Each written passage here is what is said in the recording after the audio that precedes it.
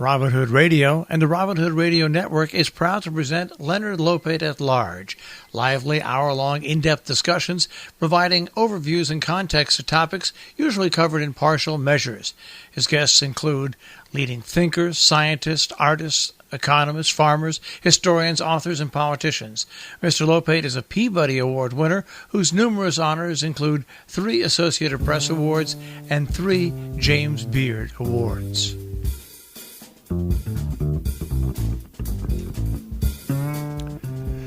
Welcome to Leonard Lopate at Large. I'm Leonard Lopate. As many as 1,500 people are expected to attend a conference called Beyond Brexit, the Future of Ireland, in Belfast Waterfront Hall this coming Saturday. It's organized by a new group called Ireland's Future Together in Europe, and one of the main issues it's examining is a border poll on a united Ireland.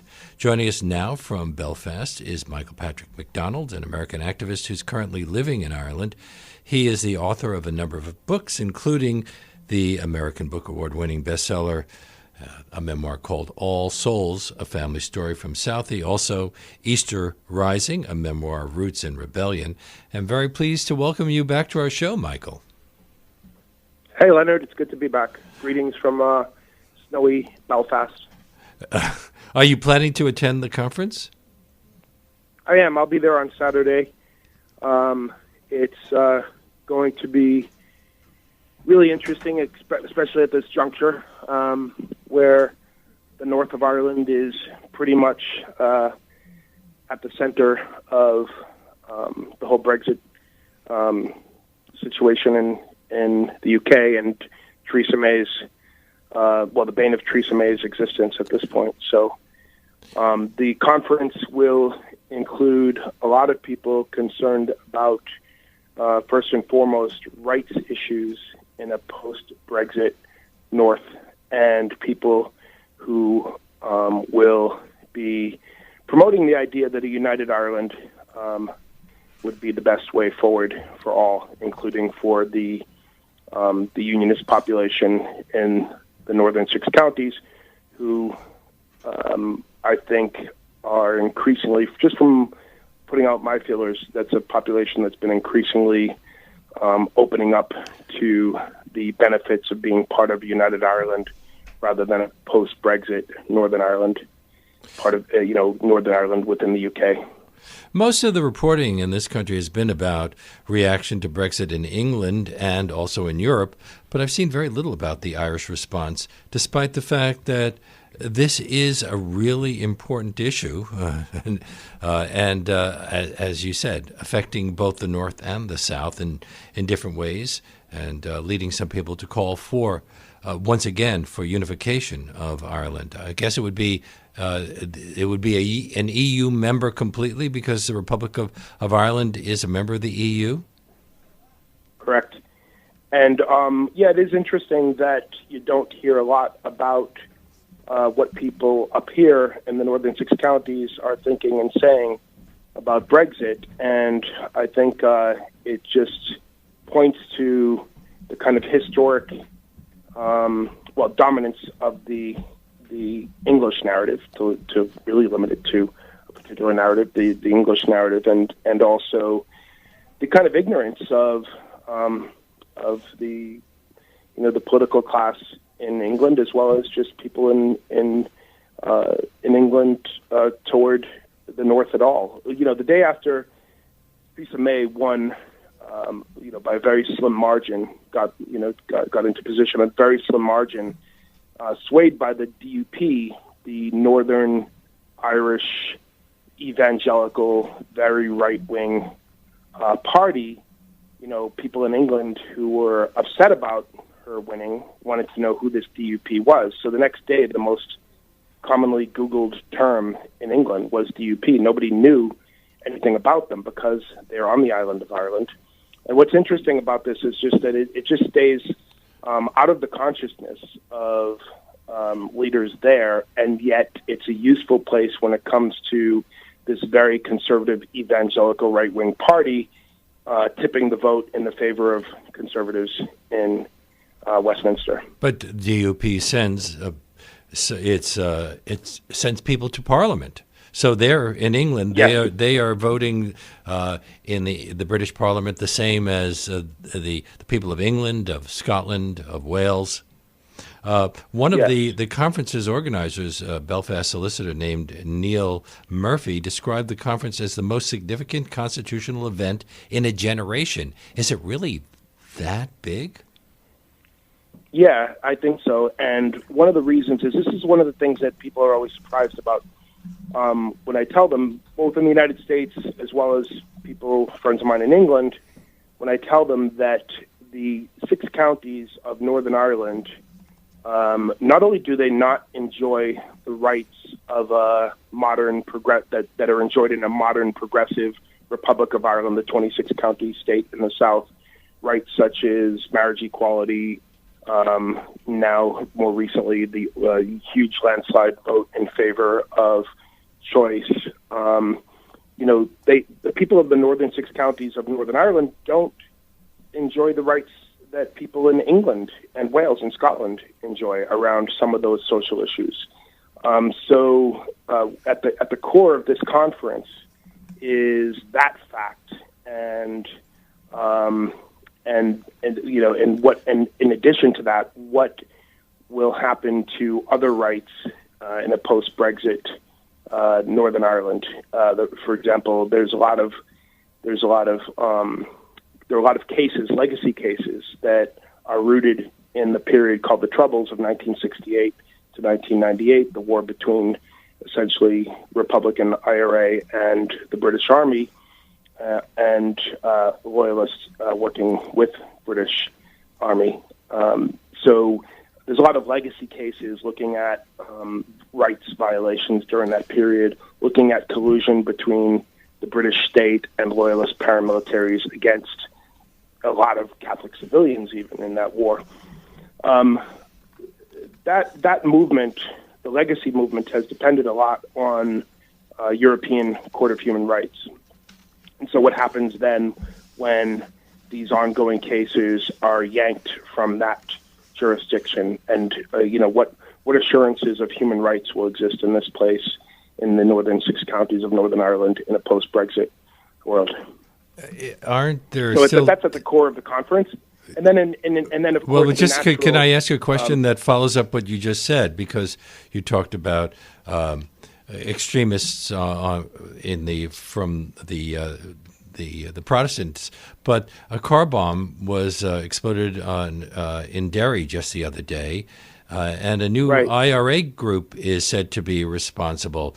Is this a totally separate matter from what we're discussing? Yeah.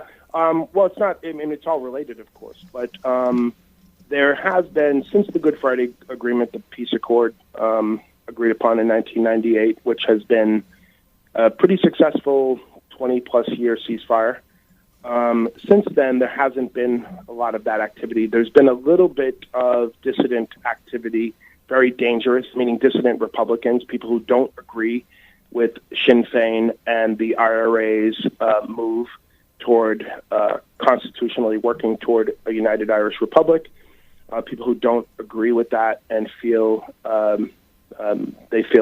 left out of the peace dividend is what they would often complain. People who, and a lot of that has to do with continued unemployment and so forth in those communities, none of which would justify any of that.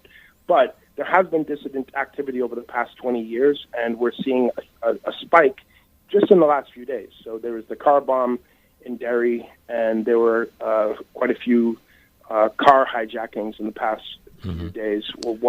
Truck hijackings. Device and car hijackings, people hijacking cars in order to then use them for nefarious causes such as car bombs and so forth. So hijacking cars with people in them. So this is really unusual, and this is a huge uptick in the past few days. Now that's Republican dissident activity, but it's completely that would be completely separate from the group that we know as the IRA, the Provisional IRA, the Irish Republican Army that fought the British Army and loyalist paramilitaries throughout those 30 years. So this would be people who may or may not have been part of that armed effort, and some of them might even be too young to have been part of it. but who are forming up a new group that's complete. That's why they call themselves the New IRA. So they're trying to claim the term, the name, the IRA, the Irish Republican Army, and to discredit the provisional IRA that went in the direction of peace and that was actually at the forefront of the peace process in the 90s. Getting back to the conference. So it is a... Yeah, go ahead. Yeah. There's a lot of threats that are rising recently.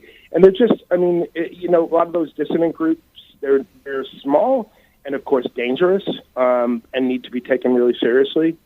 And they're also, it's important to know, historically, extremely infiltrated by the British state. So that's always been the case there as well. I don't understand how anyone can justify taking that kind of action when, in actuality, a united Ireland is as close to reality as I've ever imagined. Closer reality than I've ever imagined in my lifetime. The united Ireland is really just around the corner as a result of Brexit, ironically. Neil Murphy, peacefully achieved, of course. Neil Murphy, one of the organizers of the conference, said on Thursday that it was increasingly apparent that a new relationship between Ireland and Britain is now unavoidable. But didn't the organizers receive a lot of flack for not inviting unionist politicians to participate in the union in the conference? Why didn't they? They did. So it's actually.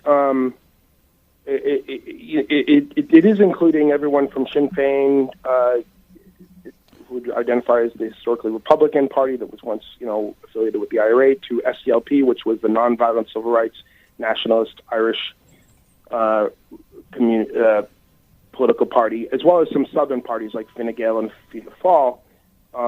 So these are people who have really disparate views on a lot of issues, social and economically. But who are united in being opposed to a hard border, and so they're not including people who, meaning the Unionist parties, the Democratic Unionist Party, who have the DUP. Been staunchly pro hard border, and are the reason that Theresa May has not been able to get away with the idea of an Irish backstop, meaning a border in the Irish Sea as opposed to on the island of Ireland. So their argument would be, from what I've gathered, is that they wouldn't. Why would they invite a party who is entirely these days about the opposite effect, and who has the British government, by the neck at this point, that has a lot of control over Theresa May. So this is, and they also feel like the dominant narrative has been coming from that unionist voice that is giving the false impression that the northern six counties are in favor of Brexit and are in favor of leaving the European Union, when in fact the northern six counties, if you just look at the northern six counties in the Brexit vote, a great majority voted to remain part of Europe. And the interesting thing about that, if a great majority of people in the northern six counties of Ireland voted to remain part of Europe, that means that not only did most of the nationalist Republican Irish identified population, i.e. Catholics, vote to remain in Europe, but also means a lot of Protestant, Unionist, Loyalist, British identified people voted to remain in Europe. So that's really interesting, and that's one of the first, it's probably one of the biggest majority votes we've seen in the North, is the vote to remain in Europe. So the Democratic Unionist Party has given this false narrative that Northern Ireland is on board with this Brexit thing, when in fact it's not. Like Scotland, is not. Now, there's a religious component here, because many of these people, the pro-Brexit DUP-type politicians, are also evangelicals. It's to some degree, it sounds like what's happening in the United States in an odd way. It's very, very similar. It really is very similar, and it's it's also similar in that the DUP gets votes. The DUP would be socially and economically conservative, and so they would often not be working in the interest of working class Protestant people, which there are quite a few. They're not working in their interest, but yet they get votes across the board, meaning wealthier Protestants, middle class, as well as a lot of working class Protestants who would be voting against their economic interests. So not to say that they only get that popular, and the leadership of the DUP would be, people who come from, I would say, probably from middle class and upper middle class backgrounds.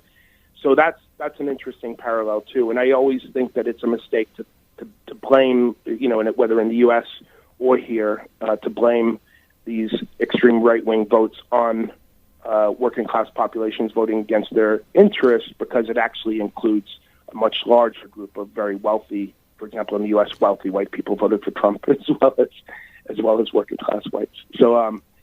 So there are a lot of parallels. There's a lot of religious interests that play, at least on the Protestant Unionist Loyalist side of things. I know that, so historically we think of this as Catholic and Protestant, and on the side that we think of as Catholic, really people at this point are culturally Catholic, but not really necessarily, basing their laws on the Bible or what the priests have said. As we saw with the abortion vote. Exactly, yeah. And I think that vote, if that vote were taken up here in the northern 6 counties of Northern Ireland, I think that the vote for choice would also win. But that vote is not allowed, nor is the vote for marriage equality allowed, because this right-wing evangelical, that's the key word, evangelical political party, the Democratic Unionist Party, has... they won't even allow the vote in the first place. It's a kind of complicated thing here that was built into the Good Friday Agreement, unfortunately, that allows them to kind of veto even an option at a vote.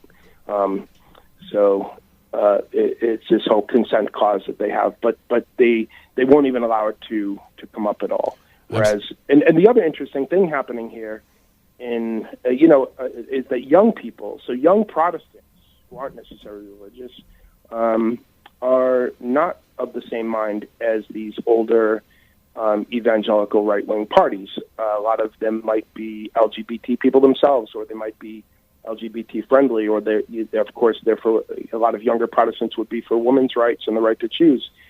So they're not necessarily being represented. Unfortunately, a lot of that population will move to a more progressive part of the world, meaning Europe, and now they won't be able to. So that could shift things up here as well. My guest these are people that would run away from their evangelical parents. You know what I mean? My guest on Leonard Lopate at Large today is Michael Patrick MacDonald. We're speaking to him from Belfast. Are most of the unionist politicians who are members of British Parliament DUP, or is there a range? Yeah, there's also the UUP, which would be considered the more moderate of the two unionist parties. But I put that moderate in quotations. I think that they are definitely not. The DUP. I think a lot of Americans might remember Ian Paisley, who was an extremely bigoted evangelical minister who basically was one of the founders of the DUP. So it's the more outrageous of the unionist political parties, but it's the one that gets the most votes on that side of the binary, and therefore they're the party in power, and they have a slight majority over Irish nationalist Republicans. How did the Northern Irish members of the British Parliament vote on Theresa May's plan, the one that was voted down, and then the recent no confidence vote? Well, so I believe, I didn't look at individually. The unionist politicians overwhelmingly, I would guess. I know as a bloc, the DUP definitely voted against the Irish backstop, which was part of the plan that she was proposing. That's part of her agreement. So the Irish let's explain. The backstop is the mechanism that will guarantee an open border between Northern Ireland and the Republic of Ireland in the event that the UK leaves the EU without making a deal. Right, and that therefore the border, the kind of customs border and otherwise border, would essentially be in the Irish Sea between the island of Ireland and the rest of the UK, England, Scotland, Wales. So that is the last thing that unionists want, because they know that that really is essentially a united Ireland. They shouldn't be thinking that way, but I think it would lead to that probably. But there's really no other way to guarantee not having a hard border return to the island of Ireland without going for the backstop in the Irish Sea. And so there was an agreement between the UK and the EU. Post-Brexit, post the vote, there was an agreement that there would not be a return to a hard border in Ireland, on the island of Ireland. So, in order to keep that promise, there's no choice but to have the backstop, to have the border happen in the Irish Sea. The DUP is completely opposed to that idea. Yesterday, the Polish Prime Minister proposed. I think it's a Polish member of Parliament in the European Parliament. Yes. Proposed a 5-year backstop as a kind of middle ground proposal, but that's been flatly rejected by everyone. The DUP wouldn't go for that, but also the Republic of Ireland won't go for that either, because they feel that would also result in chaos 5 years from now. So this that's Jacek Czaputowicz, who is the Poland's foreign minister. Actually, it caused a big stir in the EU, and a lot of people were upset. They felt that it was a way of disrupting the procedures. So on the no confidence part, so you mean Jeremy Corbyn's calling for a no confidence vote on Theresa May? Yes, she won the no confidence vote despite the fact that they've been showing no confidence in her.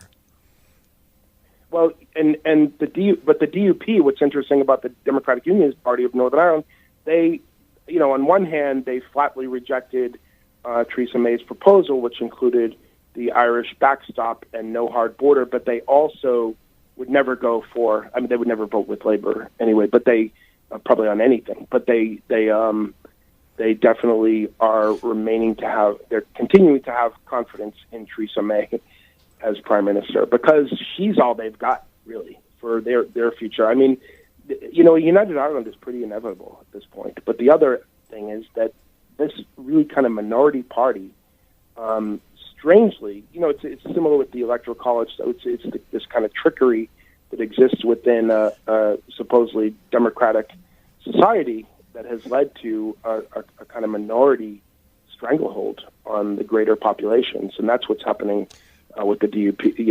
The amount of DUP, the amount of power the DUP has, does not compare to its electoral votes at all. Or popular votes, I should say. In thinking about this, as you said earlier, we tend to think of this as a Protestant versus Catholic or Catholic versus Protestant issue. But how many Catholics, what percentage of the population of Northern Ireland is Catholic, and how large is the Protestant population in the South, in the Republic of Ireland? So in the Republic of Ireland, in the 26 counties of the Republic of Ireland, the Protestant population would be pretty small, and essentially after the reason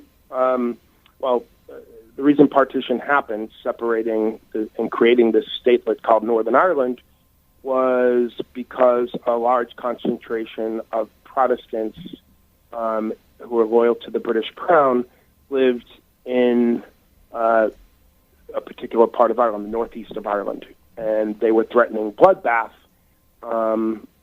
should they were threatening bloodbath with any kind of independent United Ireland. So, as a kind of pretense of compromise, the British state basically created a gerrymandered state, carving out 6 counties that would maintain a Protestant loyal to the Crown population, and called it Northern Ireland. And of course, the interesting thing is always to point out that Donegal, the county Donegal, was not included in that mapping. It was not included in this created statelet, because if you included Donegal, which is north of Northern Ireland, it's part of the South, but it's actually geographically north of what we call Northern Ireland. But if they had included that, they would not have maintained a Protestant Unionist loyal to the Crown majority.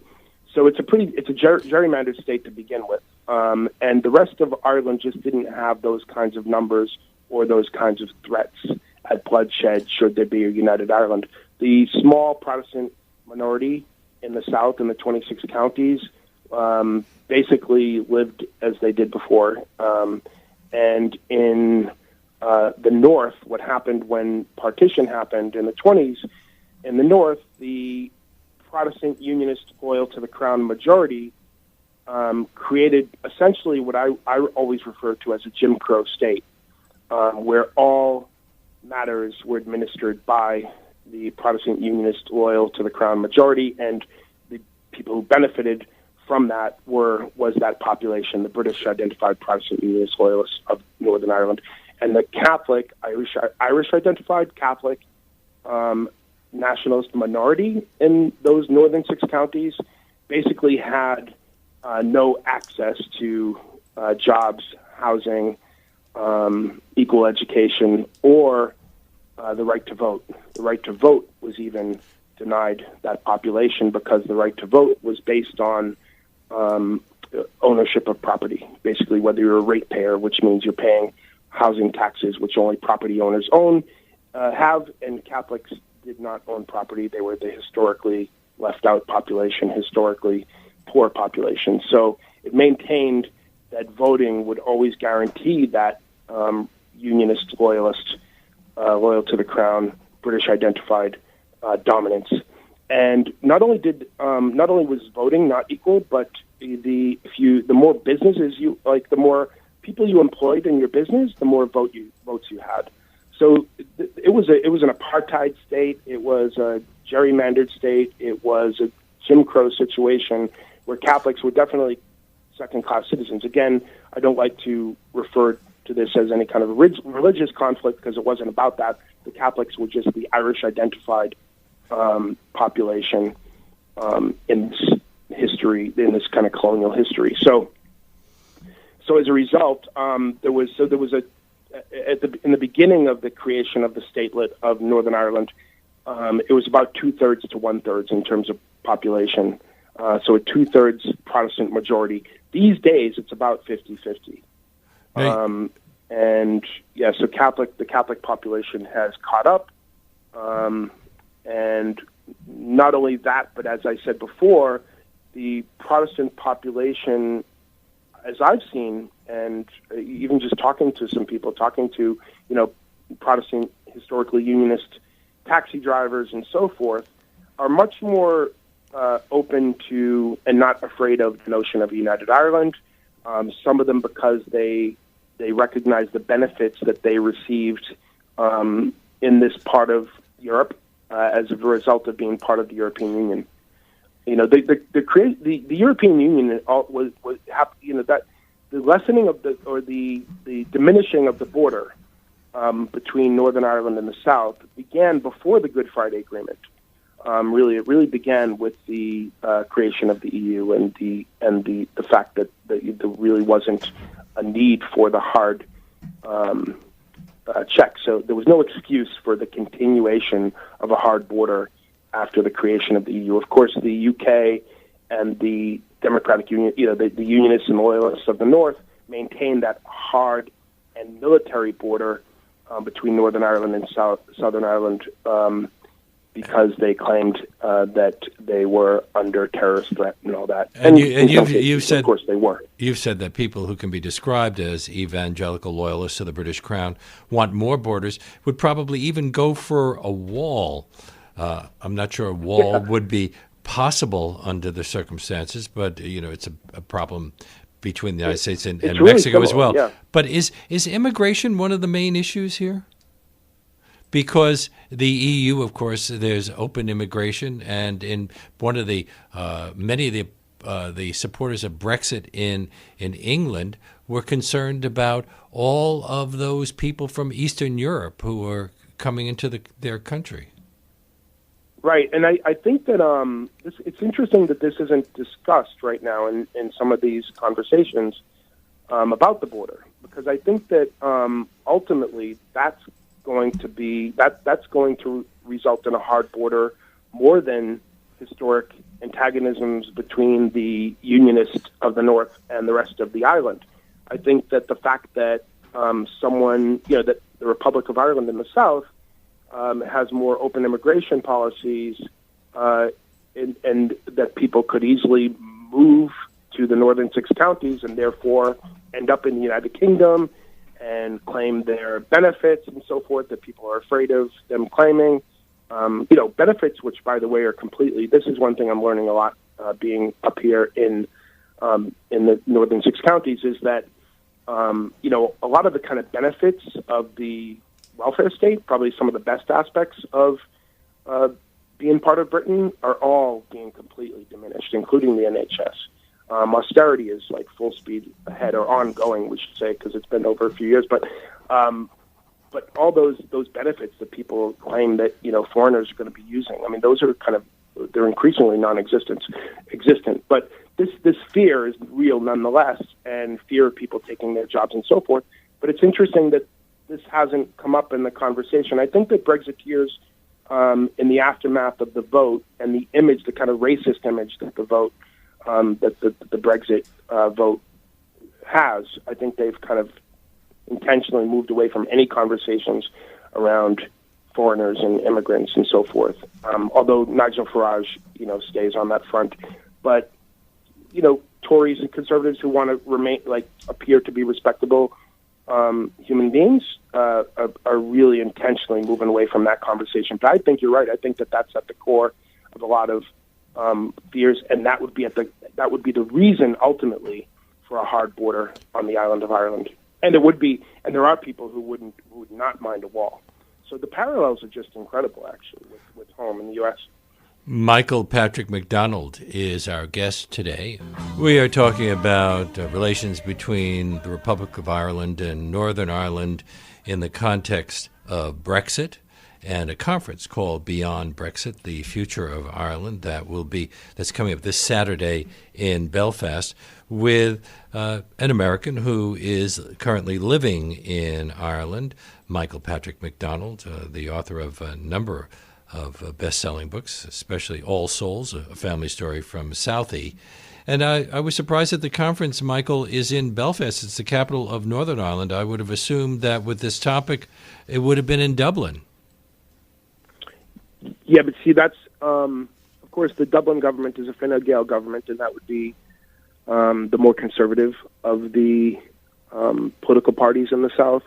Although Fine Gael, and Leo Varadkar, the Taoiseach of the 26th County Republic of Ireland, have kind of held a line on, for example, the backstop. They just won't budge. Thankfully, won't budge on the notion of a return to a hard border on the island of Ireland. Hopefully, they'll stick to that. But they wouldn't be the kind of in the leadership.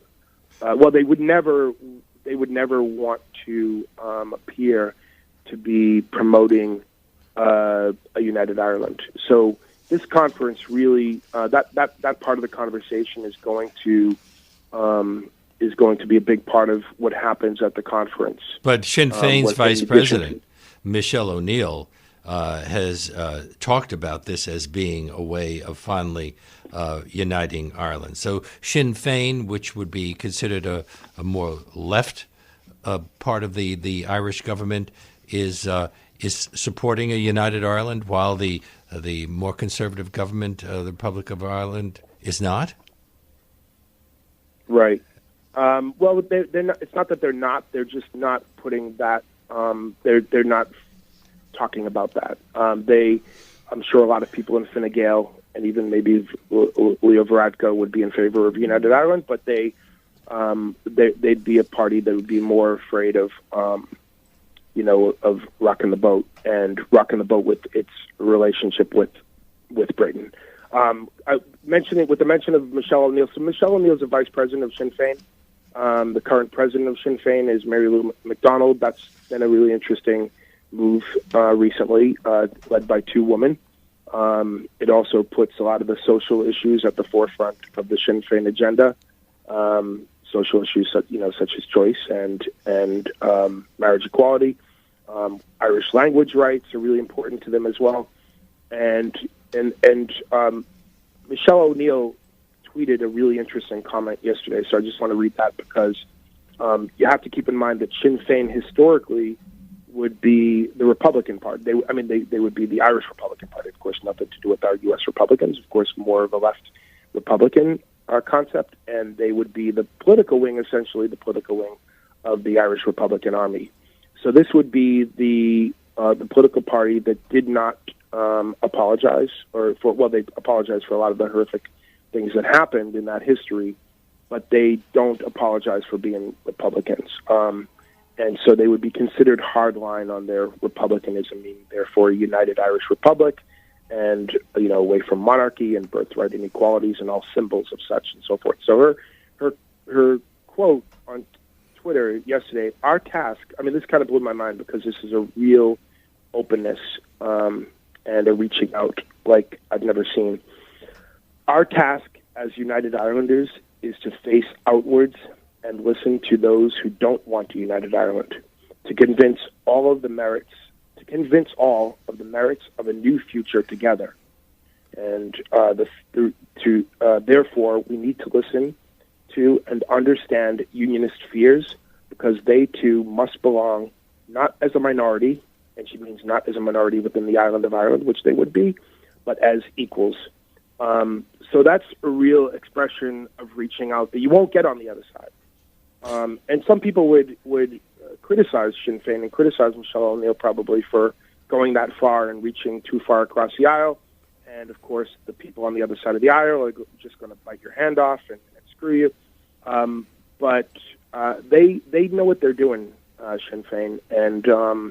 And I think that they will be at the forefront of this conference that happens on Saturday.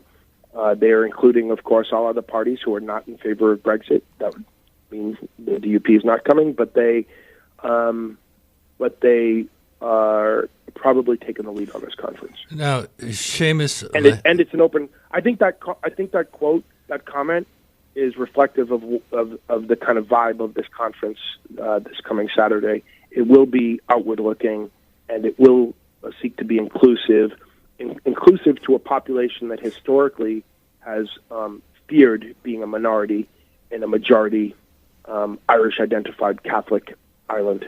Well, we're talking about the big picture, but on a very basic level, Seamus Leahaney, who's from the Freight Transport Association, points out that there are around 20,000 lorry drivers, truck drivers, in Northern Ireland, with around 13,000 of those trucks crossing the border each day. And the lack of available permits could potentially be disastrous for Northern Ireland. We've seen something similar with other countries that are not parts of the EU that trade with the EU, Turkey, Switzerland, for example. So he said only 60 truck drivers from Northern Ireland will be able to cross the border in the event of a no deal.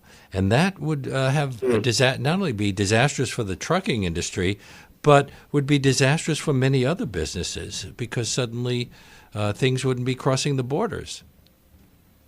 Right, and we're seeing some businesses in the UK, mainland England, jumping ship and moving elsewhere because of especially the shipping stuff. I mean, getting from even from the Republic of Ireland, not even going across the border, but getting from the Republic of Ireland, from Dublin, over to the European Union would mean you have to go around, around Wales in England to get to France. And so it's a much longer journey.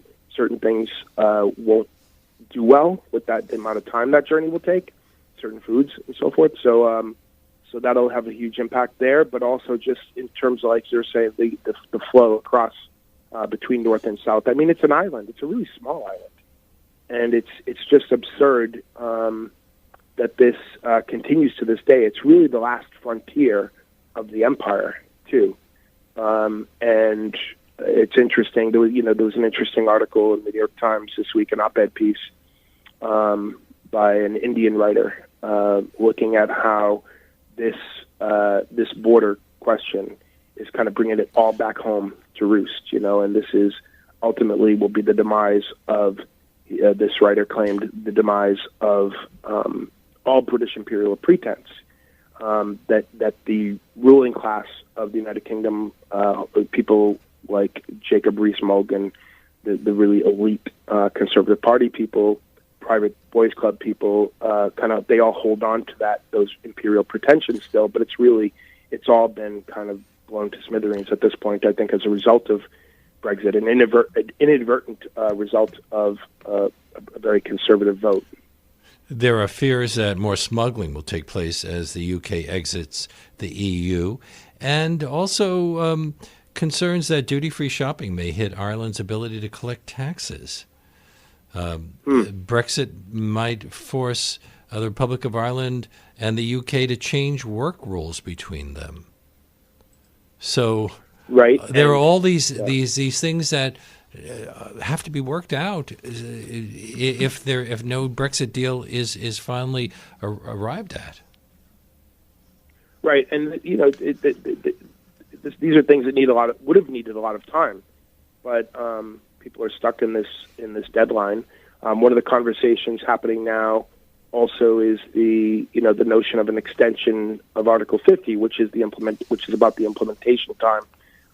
To allow Brexit to happen, to extend the deadline from March 29th, which is just around the corner. But conservatives will have none of that, and people who feel beholden to the population that voted to leave will just not have. They won't entertain the question of extending the deadline. They also won't entertain the question of doing another vote at what's being referred to as a people's vote. A lot of people believe that if you took the vote again in the United Kingdom, that the Remainers would win because people didn't anticipate the amount of chaos that this is proving to bring. On the other hand, aides said that Theresa May was concerned over the possibility of bad feeling or rancor and harm to trust in democracy if the majority who voted to leave in 2016 felt their voice was being ignored. Right, and she might be right about that.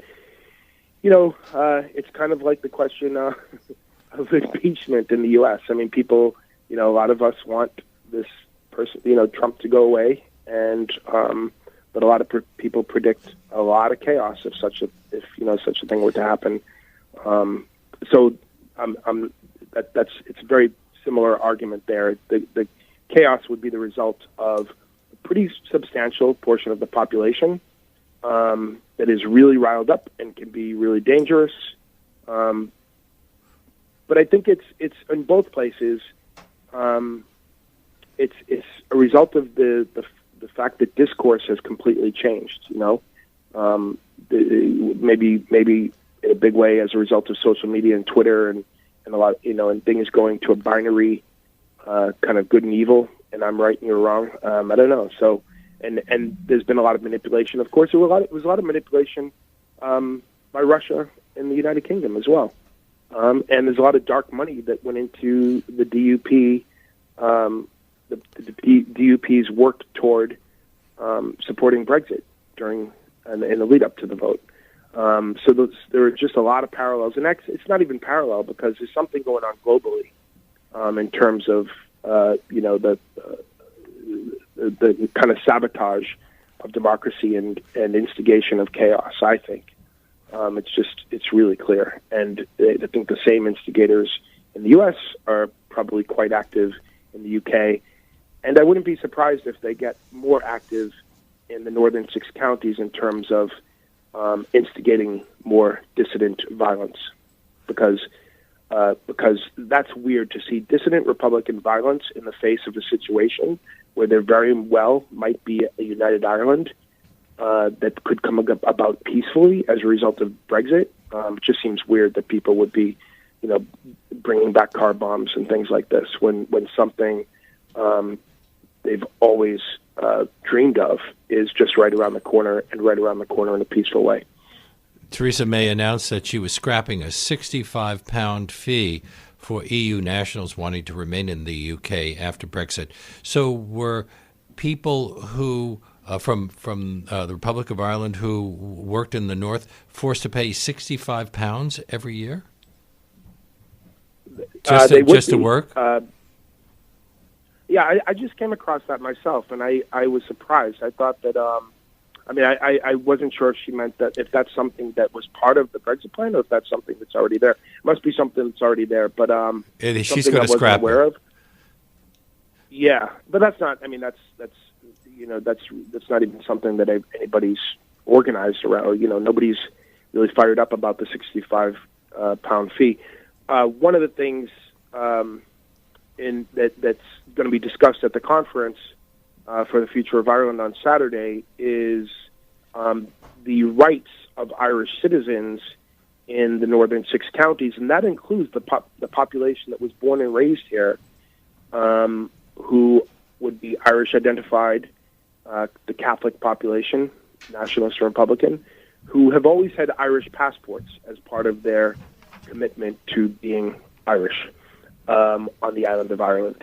And so a lot of them they have right to British and Irish passports. Of course, that didn't mean a whole lot within the Europe, because ultimately you have a European passport. But now that's coming to mean something, whether or not you're going to have a British passport or an Irish passport or both. And people, so I have Irish citizenship. Is that why the conference is also being called the Civic Nationalism Conference? Although the conference's organizers have moved away from the term civic nationalism, because nationalism has become a kind of a negative word these days. But civic nationalism, what does that mean? I think they're emphasizing the civic aspect. In other words, that this isn't about, this is the opposite of being about the return to armed struggle. That this is about civic participation and constitutional approaches toward a nation, a united Ireland. Nationalism here on the island of Ireland has always been, it's a different kind of perspective, because it's really about national sovereignty in the face of a history of having been colonized by a great power, the British Empire. So it's not nationalism in the sense that we think of it, but globally now, I mean, you can't help but think of nationalism in kind of fascist terms. So I think people would want to move away from that word. But the civic aspect was what they were actually, is why they even came up with the term at all, I believe. I don't know for sure, but I think that they were just making sure that people know that this is a complete, that this has nothing to do with any questions of returning to violence ever, and that this is a civic process and a constitutional process. But one of the issues that they're bringing up is what will be the rights of Irish citizens in Northern Ireland post-Brexit. So that would even apply to me. So I have dual citizenship between the U.S. and Ireland. My citizenship would only be full in the 26 county South post-Brexit, whereas up to now I would have enjoyed the same rights in the northern 6 counties, mostly as a lot of the rights that were assured were a result of the Good Friday Agreement as well. And people in the northern 6 counties were pretty much full. They were all EU citizens, but there are also a lot of Protestants in the north. After the Brexit vote, a lot of Protestants in the north that were afraid of being pulled out of Europe were applying for Irish passports. People in the United Kingdom, people in England with like one Irish grandmother or grandfather were applying for Irish passports in order to remain European citizens. And nothing has been done there's been no clarity on what rights will be preserved by Irish citizens living in Northern Ireland, or people who identify as Irish within Northern Ireland. Michael, that would mess with the whole Good Friday Agreement. We have very little time left, and I just wanted to address one other thing. I was wondering what your thoughts were about the announcement by Facebook that it's going to add 1,000 new roles in the Republic of Ireland this year across 60 teams, including engineering, safety, legal, policy, marketing, and sales, an expansion that will bring to 5,000 the number of people employed by by Facebook in Ireland at its sites in Dublin, Meath, and Cork. Now, why is Facebook, does it have such a huge presence in Ireland? It has a huge presence in Dublin for the most part, in terms of, and also Google. A lot of the big tech companies, of course, came in with tax breaks and so forth. So this is all about taxes? Yeah, I think it for the most part, a lot of them really, pretty much are going tax free. And then who knows what happens, down the road? Like, what commitment do they really have in the country long term? But one of the things that we've seen with the kind of upsurge in tech companies in Dublin is a huge kind of gulf between very prosperous, technologically educated and employed populations in Dublin, and then the rest of the island. And of course, they move into Cork as well.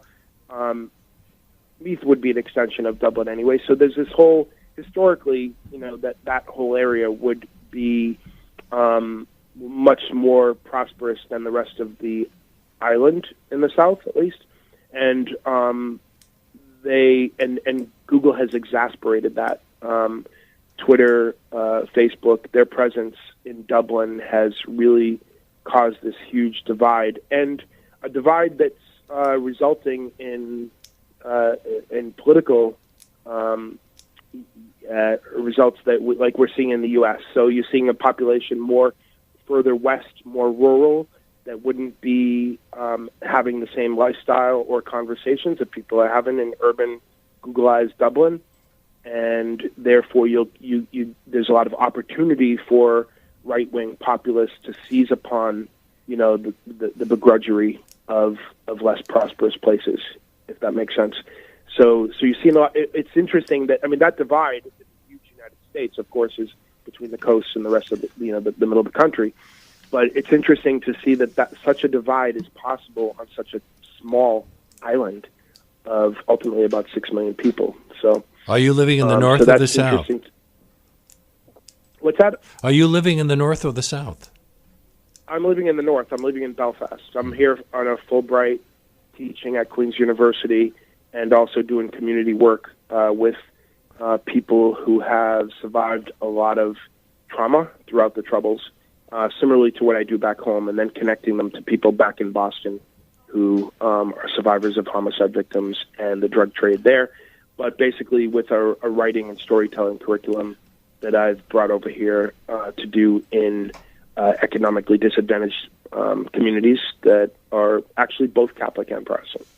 I'll be looking for reports on this conference that's coming up this Saturday called Beyond Brexit, the Future of Ireland, in Belfast. And my great thanks to Michael Patrick MacDonald for talking to us about the impact of Brexit on both the north and south of Ireland. Thank you so much, Mike. Thank you. I'm a little bit homesick, so it was great to get the lifeline to New York today. Thank you. And that brings us to the end of our show. My great thanks to Michael Patrick MacDonald, to Reggie Johnson, who was at the audio controls, to Charlie Morrow, who composed our theme music, and to my executive producer, Jesse Lent. Leonard Lopate at Large comes to you on Saturdays at 4 and Tuesdays at noon. You can subscribe to Leonard Lopate at Large podcast on iTunes and by clicking on Robin Hood Radio's archive program site, which is robinhoodradio.com. You can also check out Leonard Lopate at Large Facebook page. We hope to see you next week.